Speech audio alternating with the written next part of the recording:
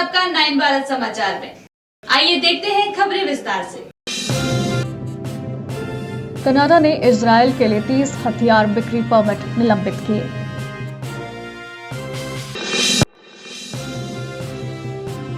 कांग्रेस प्रवक्ता पवन खेड़ा ने press conference कर माधवी पर गंभीर आरोप लगाए। कठुआ के दोषों का समर्थन करने वाले लाल सिंह को कांग्रेस ने बसोहली सीट से बनाया उम्मीदवार।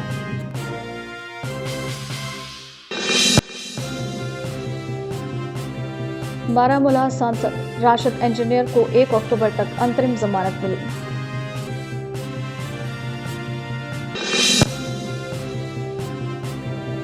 साइबराबाद पुलिस ने 1 करोड़ की गांजा तस्करी का रैकेट किया ध्वस्त, 5 तस्कर गिरफ्तार। Sponsored by Exclusio Decorative Surface, Acrylic, Interior Clads. Canada की विदेश मंत्री मेलानी जोली ने कहा कि ओटावा ने इजरायल को हथियारों की बिक्री के लिए लगभग 30 मौजूदा परमिट निलंबित कर दिए हैं, स्थानीय मीडिया ने रिपोर्ट किया।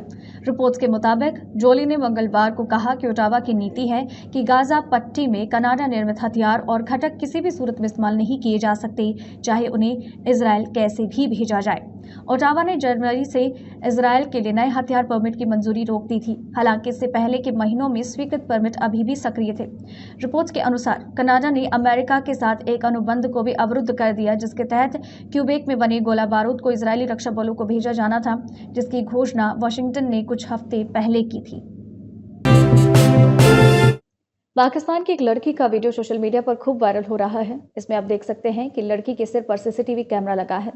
दरअसल लड़की की सुरक्षा को लेकर उसके पिता ने ही उसके सर पर ये कैमरा फिट कराया। वायरल वीडियो इस्लामाबाद का है। वीडियो में एक पाकिस्तानी लड़की ने बताया कि उसके पिता ने उसके सिर पर एक सीसीटीवी लगाया है ताकि वो जो कुछ भी करती है, चाहे वो जहां भी जाए, उसे पता चल सके। जब उससे पूछा गया कि क्या उसने विरोध किया तो उसने कहा नहीं। उसने कहा कि कैमरा एक सुरक्षात्मक उपाय है। उसके पिता उसके सुरक्षा गार्ड के रूप में काम करते हैं। लड़की ने वायरल वीडियो में कहा, मेरे वालिद साहब ने ये लगाया है, मैं किधर जा रही हूँ, क्या कर रही हूँ, उनको हर चीज का पता होता है। उन्होंने इस अत्यधिक सुरक्षा उपाय के कारणों के रूप में कराची में हाल ही में परेशान करने वाली घटनाओं का उल्लेख किया। लड़की अपने पिता के फैसले से संतुष्ट है। कांग्रेस ने मंगलवार को फिर से सभी चेयरपर्सन माधवीपुरी बुच पर सनसनीखेज आरोप लगाया। कांग्रेस प्रवक्ता पवन खेड़ा ने दावा किया कि सभी चेयरपर्सन माधवीपुरी बुच ने अगोरा एडवाइजरी प्राइवेट लिमिटेड के जरिए महिंद्रा एंड महिंद्रा जैसी कंपनियों से 2.95 करोड़ रुपए लिए। बुच के पति ने भी महिंद्रा एंड महिंद्रा से व्यक्तिगत क्षमता के आय के रूप में 4.78 करोड़ रुपए लिए। खेड़ा ने इस मुद्दे पर प्रधानमंत्री नरेंद्र मोदी को भी जमकर घेरा और पूछा कि कौन सी मिलीभगत चल रही है। कांग्रेस प्रवक्ता पवन खेड़ा ने कहा, हिडनबर्ग रिपोर्ट में एक कंपनी अगोरा एडवाइजरी प्राइवेट लिमिटेड का नाम भी सामने आया था, जो कि 7 मई 2013 को रजिस्टर हुई। ये कंपनी माधवीपुरी बुच और उनके पति की है, लेकिन माधवी बुच ने हिडनबर्ग रिपोर्ट आने के बाद इस बात का खंडन किया था। उस खंडन में उन्होंने लिखा, उनकी सेबी में नियुक्ति के बाद से ही ये कंपनी निष्क्रिय है, लेकिन इस कंपनी में अभी भी 99% हिस्सेदारी माधवी बुच की है और ये कंपनी आज भी सक्रिय रूप से परामर्श और सलाहकार सेवाएं प्रदान कर रही हैं। जो मैंने आपको ऑर्डर्स सब दे रहा हूं, ये ऑर्डर्स की डेट्स दे रहा हूं, तब वो होल टाइम मेंबर थी। लेकिन जो उन्होंने अपनी सफाई दी थी उसमें ये कहा कि वो जब से सेबी में गई ये डॉर्मेंट हो गई, तो वो गलत है। सेबी में वो जब वो मेंबर बनी थी उसके बाद के आंकड़े मैंने आपको दिए कि अघोरा को कितने पैसे मिले, तो वो सब आपके सामने है। डॉर्मेंट की क्या परिभाषा है ये आप माधवी जी से पूछिए, और परिभाषा जब वो बताएं तो ये आंकड़े सामने रखिए। डॉर्मेंट कंपनी को अगर इतने पैसे आते हैं तो फिर तो बहुत बड़ी बात है। आप सब क्यों बिना बात के ईएमआई के संघर्ष करते हो? अब अगली बार कोई ईएमआई के लिए पैसा मांगने आओ तो बोल देना कि भाई हम तो डॉर्मेंट हैं, हो सकता है पैसा आता रहे आपके खातों में भी। ये सिर्फ माधवी जी के ही खातों में आता है क्या? कांग्रेस ने सोमवार 9 सितंबर को जम्मू कश्मीर विधानसभा चुनावों के लिए अपनी तीसरी सूची जारी की, जिसमें विवादास्पद नेता चौधरी लाल सिंह को कठुआ के बसोहली निर्वाचन क्षेत्र से उम्मीदवार घोषित किया। लाल सिंह के अलावा कांग्रेस ने अपनी तीसरी सूची में जेकेपीसीसी के कार्यकारी अध्यक्ष रोमन भल्ला को, आरएस पुरा जम्मू दक्षिण और पूर्व एनएसयूआई प्रमुख नीरज कुंदन को मिशा एससी सीट से चुनाव लड़ने के लिए चुना है। इस घोषणा के साथ कांग्रेस ने अब तक विधानसभा चुनावों के लिए कुल 34 उम्मीदवार घोषित किए। 2018 में सिंह, जो भाजपा के नेतृत्व वाली सरकार में मंत्री थे, स्थानीय हिंदुत्व नेताओं द्वारा आयोजित एक रैली में शामिल हुए थे, जो एक 8 वर्षीय घुमंतु आदिवासी बच्ची के साथ सामूहिक बलात्कार और हत्या के आरोपियों के समर्थन में की गई थी। इस रैली में सिंह की उपस्थिति ने देश भर में भारी निंदा की, जिसके कारण उन्हें जनता के आक्रोश और राजनीतिक दबाव के चलते इस्तीफा देना पड़ा। कांग्रेस की हिपोक्रेसी और लड़की हूं लड़ सकती हूं के नारे के खोखलेपन का एक प्रमाण देखिए। वो कहते हैं ना, हाथी के दांत और कांग्रेस के सिद्धांत, खाने के अलग दिखाने के अलग। जिस लाल सिंह को मंत्री पद से हटाने की पैरवी कांग्रेस ने 2018 में की थी, क्योंकि लाल सिंह ने मंत्री होते हुए कटुआ बलात्कारी के समर्थन में बात रखी थी, आज उसी लाल सिंह को 2024 में न केवल प्रियंका वाड्रा ने मिलकर स्वतः टिकट दिया ताकि वो लोकसभा चुनाव लड़े, पर अब वो स्टार कैंपेनर लिस्ट में है कांग्रेस पार्टी के। बताइए, मतलब कि जिनकी पैरवी करते थे कि मंत्री से हटाओ, पार्टी से हटाओ, भाजपा ने तो हटाया, पर आपने लेकर उन्हें स्टार कैंपेनर बनाया। और चाहे केरल हो, चाहे कठुआ हो, चाहे कन्नौज हो, चाहे कोलकाता हो, लड़की हूं लड़ सकती हूं का ये जो खोखला नारा है प्रियंका वाड्रा का, वो बार बार दिखाई देता है। केरल में सिमी रोजबेल जॉन कुछ बोलती है। दिल्ली पटियाला हाउस कोर्ट ने मंगलवार 10 सितंबर को बारामूला सांसद शेख अब्दुल राशिद उर्फ राशिद इंजीनियर को अंतरिम जमानत प्रदान की। राशिद इंजीनियर जम्मू और कश्मीर विधानसभा चुनाव को ध्यान में रखते हुए दिल्ली कोर्ट में अंतरिम जमानत की याचिका दायर की थी, जो 18, 25 सितंबर और 1 अक्टूबर को निर्धारित है। उन्हें 2017 में राष्ट्रीय जांच एजेंसी NIA द्वारा कठोर अवैध गतिविधि रोकथाम अधिनियम UAPA के तहत गिरफ्तार किया गया था। राशिद इंजीनियर के साथ NIA ने कई अन्य लोगों के खिलाफ भी आरोप पत्र दायर किया, जिनमें कश्मीरी अलगाववादी नेता यासीन मलिक, लश्कर-ए-तैयबा के संस्थापक हाफिज सईद और हिजबुल मुजाहिदीन के प्रमुख सैयद सलाहुद्दीन शामिल हैं। जौनपुर में भीड़ का बेरहम चेहरा उस वक्त देखने को मिला जब बच्चा चोर समझकर 2 युवकों को ग्रामीणों ने दौड़ा दिया, जिसमें एक को पकड़कर जमकर पिटाई कर दी गई, जबकि दूसरा साथी भीड़ से बचने के लिए ओवरब्रिज पर चढ़ गया। घंटों समझाने के बाद भी युवक नीचे उतरने से इनकार करता रहा। उसके अंदर इतना डर बैठ गया कि उसने उतरने पर भीड़ उसे पीट पीट कर मार डालेगी, और इसी डर के चलते वो ओवरब्रिज से कूद गया, जिसमें उसकी दर्दनाक मौत हो गई। मौत की लाइव तस्वीर जिसने भी देखी उसकी रूह कांप गई। मृतक बिहार के समस्तीपुर जिले का रहने वाला था। बता दें कि जिले के लाइन बाजार थाना क्षेत्र के नेवादा गांव के समीप 2 लोग संदिग्ध रूप से घूमते दिखाई दिए। ग्रामीणों ने दोनों को बच्चा चोर समझकर दौड़ा दिया, जिसमें एक को ग्रामीणों ने पकड़कर पुलिस के हवाले किया। दूसरा सड़क को पार करने के लिए बने ओवरब्रिज पर चढ़ गया। वो 7 घंटे से ऊपर बैठा रहा। पुलिस फायर ब्रिगेड की टीम वहां मौके पर पहुंची और उसे उतारने का प्रयास करती रही, लेकिन वो उतरने को तैयार नहीं हुआ। बाद में उसने ओवरब्रिज से छलांग लगा दी। पुलिस उसे जिला अस्पताल ले गई, जहां पर उसकी मौत हो गई।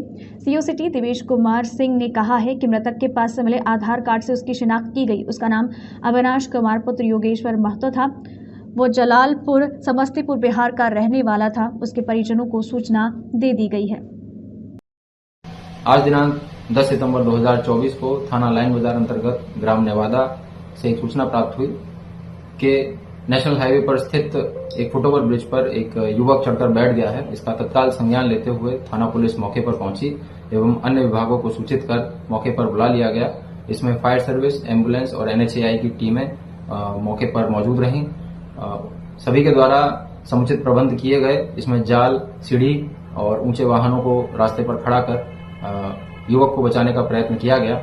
साथ ही साथ युवक से संवाद करने का प्रयत्न किया गया, परंतु उसके द्वारा किसी तरह की कोई प्रतिक्रिया नहीं दी जा रही थी। इसी दौरान युवक फुटओवर ब्रिज से नीचे गिर पड़ा। इसको तत्काल एम्बुलेंस के द्वारा सदर अस्पताल उपचार हेतु रवाना किया गया, परंतु डॉक्टरों द्वारा उसे मृत घोषित किया गया।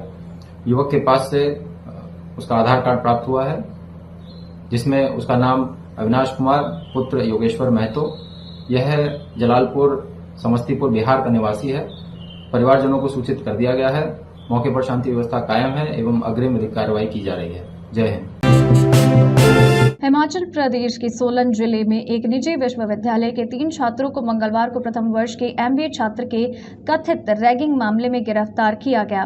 पुलिस ने कहा, गिरफ्तार छात्रों की पहचान करण डोगरा, चिराग राणा और दिव्यांश के रूप में की गई। पुलिस के अनुसार तीनों छात्रों को विश्वविद्यालय से निष्कासित कर दिया गया है। इन छात्रों को राजत कुमार की शिकायत पर गिरफ्तार किया, जिन्होंने आरोप लगाया कि शनिवार रात को 2 छात्र उनके हॉस्टल के कमरे में आए और उन्हें बताया कि सीनियर उन्हें बुला रहे हैं। जब उन्होंने जाने से इनकार किया तो उन्हें जबरदस्ती एक कमरे में ले जाया गया। शिकायतकर्ता का आरोप है कि जैसे ही वो कमरे में पहुंचे, सीनियर्स ने दरवाजा बंद कर दिया और उन्हें शराब पीने के लिए मजबूर किया। जब उन्होंने मना किया तो उन्हें पीटा गया और ये दुर्व्यवहार अगली सुबह तक चलता रहा।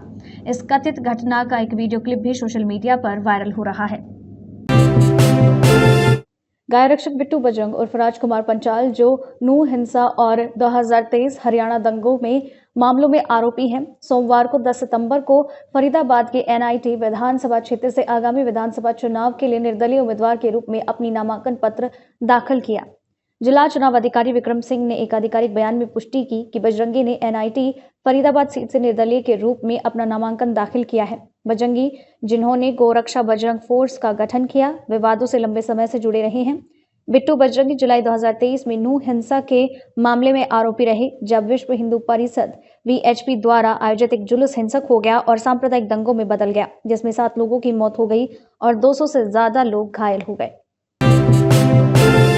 Hyderabad Cyberabad special operations team SOT Rajendra Nagar ने राजेंद्र नगर पुलिस के साथ मिलकर एक बड़े ड्रग तस्करी नेटवर्क का भंडाफोड़ किया, जो आंध्र प्रदेश के अराकू से उत्तर प्रदेश और मुंबई तक तेलंगाना के रास्ते सूखा गांजा तस्करी कर रहा था। 10 सितंबर 2024 को किए गए संयुक्त अभियान में 5 तस्करों को गिरफ्तार किया और 254 किलो गांजा, 2 मारुति सुजुकी एर्टिगा कार्स जब्त किए गए। साथ ही ये मादक पदार्थ और वाहन, जिनकी कुल कीमत 1.04 करोड़ रुपए आंकी गई है, ORR के पास राजेंद्र नगर में पकड़े गए। मुख्य आरोपी ठाकुर सचिन सिंह पिछले 5 साल से इस ऑपरेशन को चला रहा था। वो उत्तर प्रदेश और मुंबई के सहयोगियों के साथ अराकू घाटी से गांजा लाता और इसे पूरे यूपी और मुंबई में वितरित करने की योजना बना रहा था। सिंह के पास से एक देसी पिस्तौल और 11 गोलियां बरामद की।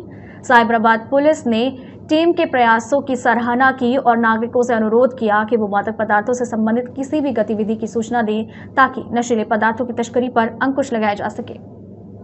आज राजेंद्र नगर पुलिस और साइबराबाद SOT मिलके एक जॉइंट ऑपरेशन कर रहे थे और 5 लोगों को, पूरा लोगों यूपी है, एक गैंग है नटोरियस, ये लोगों कमर्शियल क्वांटिटी का गांजा ट्रांसपोर्ट करते, वो लोगों को आज अरेस्ट करे।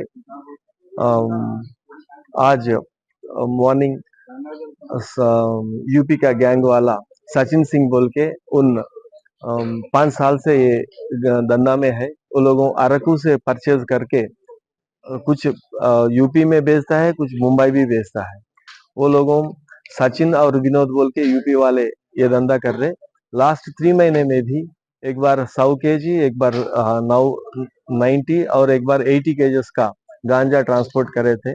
वो ये ट्रांसपोर्टेशन इजी होती इससे पहले, अभी तेलंगाना गवर्नमेंट ने चेक पोस्ट लगाए और पेट्रोलिंग बढ़ा दिए और पेडलर्स के ऊपर कुछ मॉनिटरिंग भी कर रहे हैं ना, इसीलिए ये लोगों ट्रांसपोर्टेशन इस अभी ये टाइम में इजी नहीं है बोल के ये सचिन जो ऑर्गेनाइजर है, मेन सप्लायर है, पेडलर है, वो लोगों मुंबई से 3 लोगों को, वो लोगों भी यूपी का है, 3 लोगों को बुला लिए थे। वो लोगों एर्टिगा व्हीकल्स भी लाए थे 2, एक सलीम, नदीम और सकलेन, ये लोगों भी 3 भी यूपी का है, उनका दोस्त है। ये पूरा लोगों मिलके अरकू जाके कल 254 kg गांजा वहां राजू बोल के एक आदमी रहा था, वहां से परचेज कर लिया। कुछ कैसा भी आधा यूपी आधा मुंबई भेजने के वास्ते आज दोनों पूरा 2 कार में भी लाके हमारा राजेंद्र नगर एग्जिट 17 के पास उतर के सर्विस रोड पे लगा के दूसरा कार में अर्ली मॉर्निंग में शिफ्ट करना शुरू करे। वो टाइम में पब्लिक देख के पुलिस को इंटीमेशन करे। अभी जब SOT और local police DCP Srinivas sir उनका पूरा टीम जाके उनको गिरफ्तार करे। ये टाइम में 5 लोगों मिला, 2 आदमी भाग गए थे। राज्य साइबर अपराध तकनीकी टीमों ने विभिन्न अपराधों का डेटा एकत्र कर उसे क्राइम एनालिसिस मॉड्यूल नामक एक डेटा विश्लेषण उपकरण में संग्रहित किया है, जो साइबर अपराध और महिलाओं और बच्चों से संबंधित अपराधों की पहचान और रोकथाम में सहायक है। विश्वसनीय पुलिस सूत्रों ने जानकारी दी।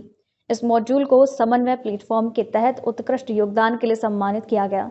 केंद्रीय गृह मंत्री अमित शाह ने भारतीय साइबर अपराध समन्वय केंद्र के पहले स्थापना दिवस के अवसर पर विज्ञान भवन नई दिल्ली में तेलंगाना साइबर सुरक्षा ब्यूरो को निदेशक शिखा गोयल को यह पुरस्कार प्रदान किया। मूल रूप से ये मॉड्यूल महिला सुरक्षा विंग WSW के लिए साइबर पुलिस द्वारा विकसित किया गया था। ये उपकरण महिलाओं और बच्चों से संबंधित मामलों के डेटा का विश्लेषण करता है और इन्हें रोकने में मदद करता है। इसे 30 साल पहले साइबर सुरक्षा ब्यूरो के SP दविंदर सिंह के नेतृत्व में विकसित किया गया था। इसे विकसित हुए 3 साल का समय हो चुका है। इसका उपयोग कई मामलों का पता लगाने के लिए किया जा सकता है और प्रशिक्षित अधिकारियों की एक विशेष इकाई इसे संचालित करती है। कनाडा ने इजरायल के लिए 30 हथियार बिक्री परमिट निलंबित किए।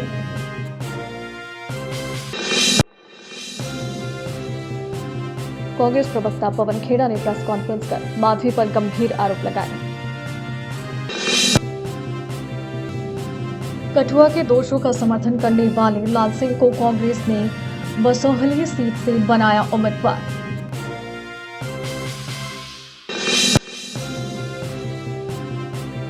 बारामूला सांसद राशिद इंजीनियर को 1 अक्टूबर तक अंतरिम जमानत मिली।